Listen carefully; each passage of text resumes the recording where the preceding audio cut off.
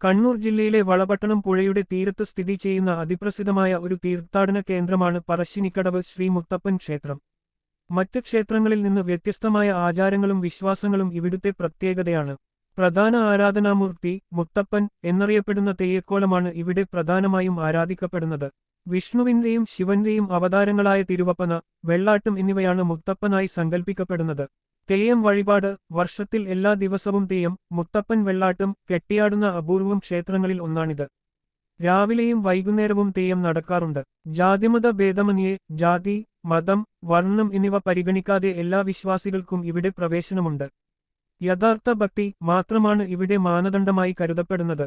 പ്രധാന വഴിപാടുകൾ ഉണക്കമീൻ, കള്ള്, പയർ എന്നിവ മുത്തപ്പന് നിവേദ്യമായി നൽകുന്നു എന്നത് ഇവിടുത്തെ സവിശേഷമായ ആചാരമാണ്.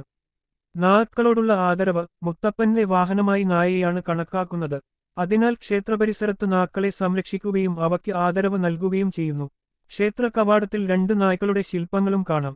സൗജന്യ ഭക്ഷണം ദൂരദേശങ്ങളിൽ നിന്ന് വരുന്ന ഭക്തർക്ക് ദിവസവും ഉച്ചഭക്ഷണവും ചായയും ലഘുഭക്ഷണവും പയറും ചായയും ക്ഷേത്രത്തിൽ നിന്ന് സൗജന്യമായി നൽകാറുണ്ട്. വടക്കേ മലബാറിലെ തനതായ സംസ്കാരവും വിശ്വാസവും അടുത്തറിയാൻ സഹായിക്കുന്ന മനോഹരമായ ഒരു ഇടമാണിത്.